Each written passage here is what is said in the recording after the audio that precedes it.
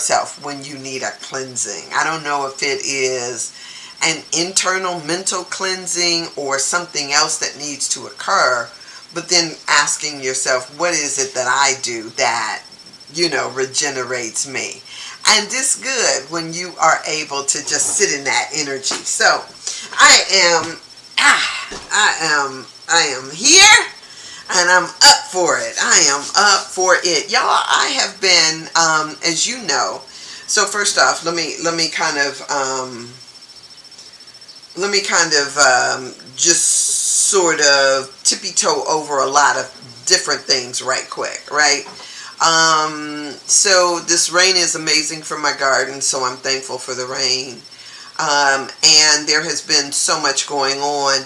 As a matter of fact, I looked at one of my apps today, and so many things made sense. And it wasn't just me that was experiencing some of the stuff that I've been experiencing, especially with the power outage and all that other good stuff. It has been something that others have experienced as well. So now it's like I feel like, okay, now I get it. I see I was not in this alone.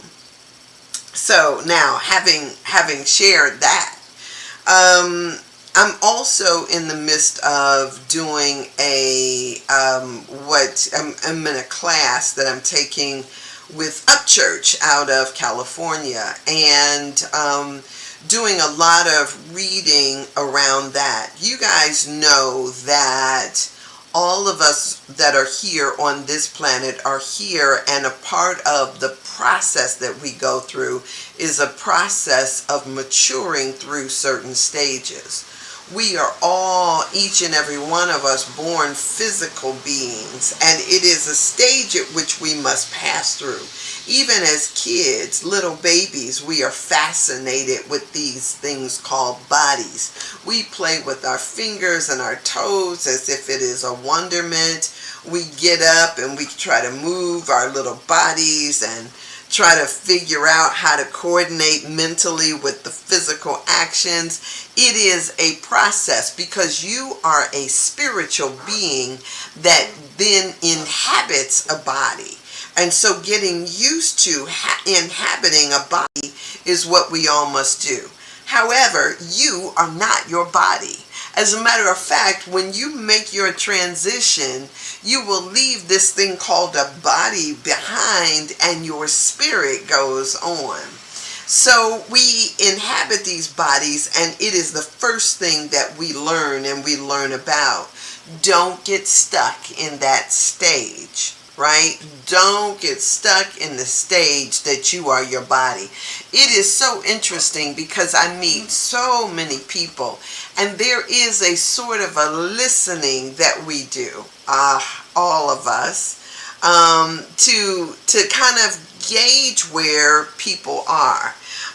Emotional, spiritual, all of those things. We kind of gauge where we are, and sometimes where we get stuck.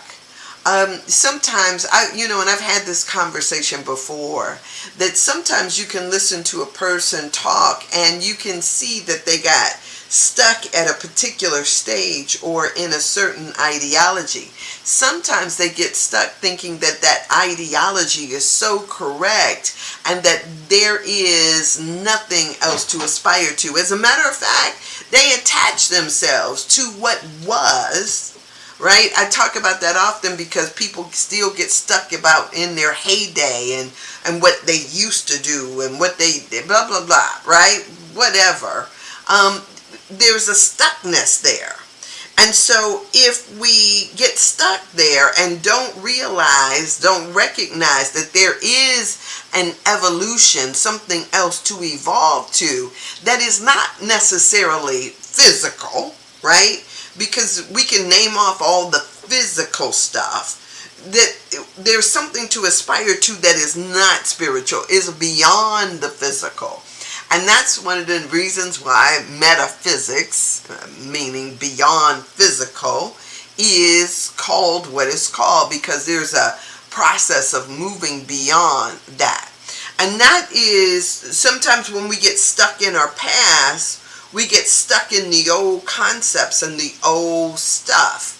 That's one of the reasons why people have such a hard time forgiving themselves, because they want to carry everything around as if it is happening in the now moment.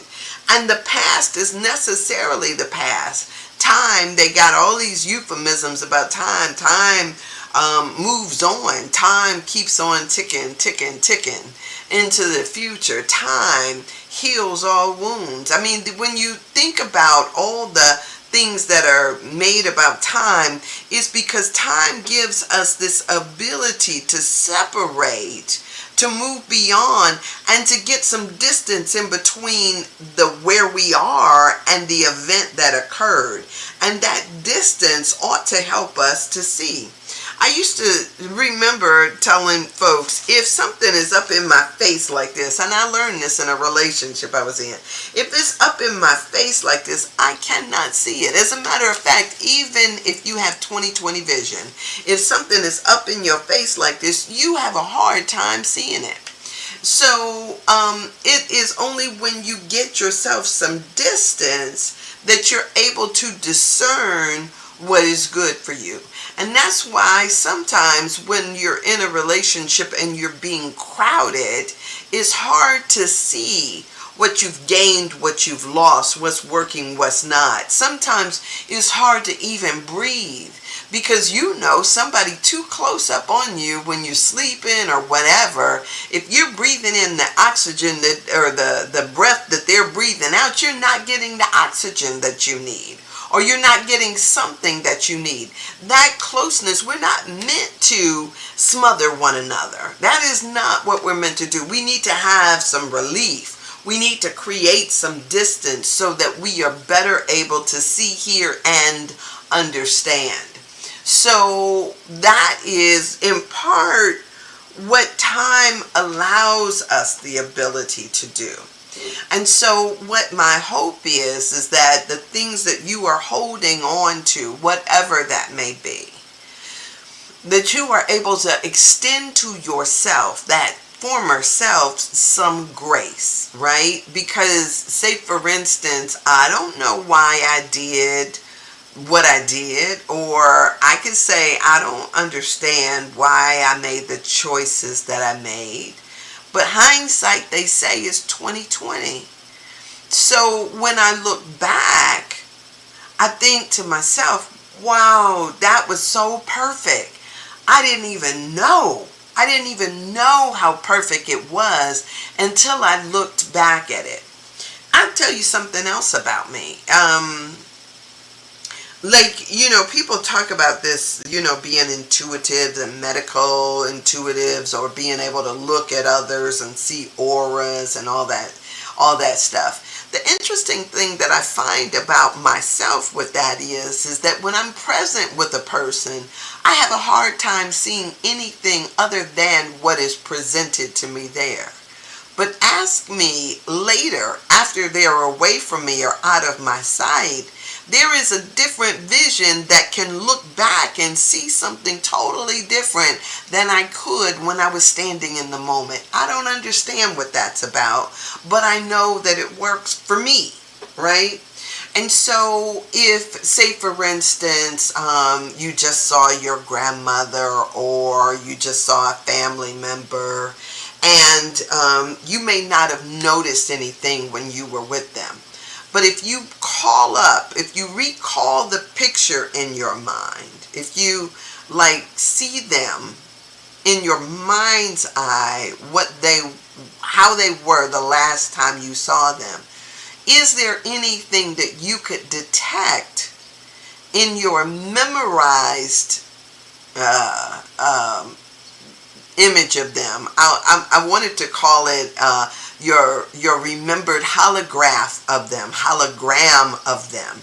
Is there anything that you can detect or pick up that you didn't see or even acknowledge when you were present with them? Sometimes I do that in conversations. I can have conversations with a girlfriend or something like that, and I hear things that cause a little alarm to go off, but I don't always address it at that moment, because I know that sometimes it's, first off, people will tell you sometimes when they are open and receptive to talking about something.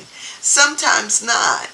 But then it is sometimes when I set my intention to bring that conversation up the next time, or to figure out how to do it, that's interesting. Let me tell y'all this too. So I always have homework, and I'm always doing work. As a matter of fact, I've got yoga homework to embark upon too, and I got homework for tonight. I got homework. So anyway, it's really interesting that in my last time I was in yoga, the yoga thing, the yoga intensive that I do, we talked about walking backwards, right? And walking backwards, they say, uses different muscles in your body, and because it is not your norm, it puts not only different muscle groups to working, but it also has you developing a different, what do I want to call it? If you could imagine that we all have a sonar that helps us to not run into things like a bat might, right? If you've got certain things that go on for you that help you to maneuver. So this idea of walking backwards, especially in an environment that you feel safe in, was something that resonated with me. As a matter of fact, I like to keep my mind sharp, and so one of the things I do is I do puzzles and I do Wordle and all of that stuff. I like to kind of figure out how to bring my mind in focus and then to expand it and do these little mind games all the time. So I've been walking backwards quite a bit in my yard, especially in the evening. I'll probably do 20 laps up and down my yard backwards at night, just to play with that part of my mind. And it's really interesting because our ability to think about and recall and sense things shifts when we shift our attention or how we engage in things. So I find it fascinating to play around with consciousness. I don't know if you do that, but when you begin to play and toy with consciousness, sometimes what you sharpen, sometimes what you see or experience, it's really an interesting endeavor. And so I still am letting that work on me, land in me, and see what it is that I could do. I love to hula hoop. I love to, y'all know I do yoga and walk barefoot in the grass and all these other things that connects me, not just to earth and my body, but it just, it's making all of this work.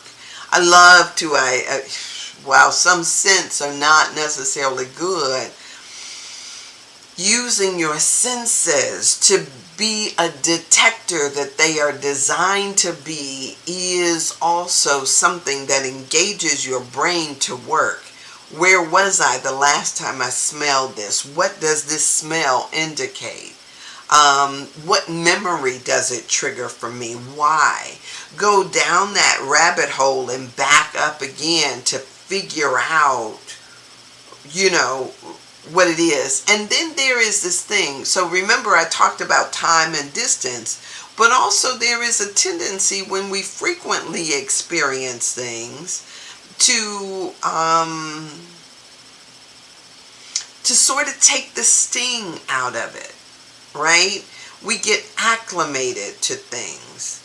And so, all of those things, I think, are things that, strike me as fascinating today. All right, let me read for you today's daily guide, and I want to just share with you this and see where it, if anything, comes up for me out of this, and if it is in fact, yep, that is where I want to go. So for today, the title of this daily guide is Your Presence is Enough. Your presence. Presence. Your presence is enough. As you know, these were written by Reverend Christy Hardwick this month. She uses two quotes. She's been using song lyrics for one quote, and the other quote is by Ernest Holmes. And there is an affirmation that goes with these. The song lyric that she uses out of this is by Nina Simone from Feeling Good, and it says, "It's a new dawn, it's a new day, it's a new life for me, and I'm feeling good. Do do do do do do." All right, and so from Ernest Holmes, A Design for New Living, it says, "Feel your pulse. It is consistent and harmonious. How many times do you breathe in a minute? The human skeleton, superb, perfect adaptation of structure to perfect purpose." So here is what Reverend Christy wrote. Suzanne Sherlock wrote a book called Full Body Presence. I recently joined one of her online workshops because I had benefited greatly from her book years before. I lost track of the exercises and practices that I learned, so I was glad to reconnect with them. In the workshop, she helps us to tap into the wisdom of our bodies. I love being fascinated and curious about what my hips might tell about my willingness to swing through life. I appreciate my shoulders for letting me know what I'm carrying that is not mine. Tapping into the deep wisdom of the body was exhilarating in every part, inside and out. The greatest wisdom I received was looking into the knowledge from my organs, especially the front and back of my heart. What was I sending out? And what was I receiving? I noticed my heart was often above its resting rate at night. What was it saying? Being fully present in my body, I began to listen more generously to its messages. Now I hear the whisper from my heart, kidneys, and lungs telling me, "Gentle, gentle, dear one. You are worthy of rest and sweet care. Your presence alone is enough." As you scan your own body, do you notice areas that you've not paid attention to? How do those feel? What messages do they have for you? Perhaps the next checkup we need is the one we do ourselves. The affirmation that she puts with this is, "Today I bless every part of my body. I praise its functions and I gain its wisdom." That's good. That's good.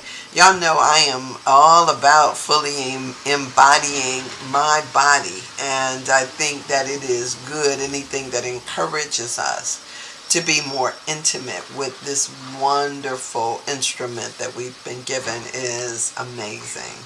So I hope that you use it and your ability to learn, listen, grow from what is shared when you pay attention to your body. That's good. That's good. That's good. It is talking. It is talking all the time. All right. So I'm not going to stay on here. I'm going to push on and let the day unfold as it does. I'm excited about it. And I hope and pray that you have an amazing and wonderful day because you deserve it. So think about what I said about time and about release and about forgiveness and all that stuff. And whatever it is you need do in order to heal your timeline. If you heal it in the present, retroactively, the past is healed too. Send some forgiveness down your timeline. You know, if it is something that was, somebody else, forgive that too. And as we forgive and release, we are forgiven and released. So I think it's just all good. I think it is a beautiful thing. So with that, I am going to let y'all go. I don't know why my stream over there is stuck, but right on time. All right, so blessings to you, talking about in class today, or what we learned in class today. All right, have an amazing day.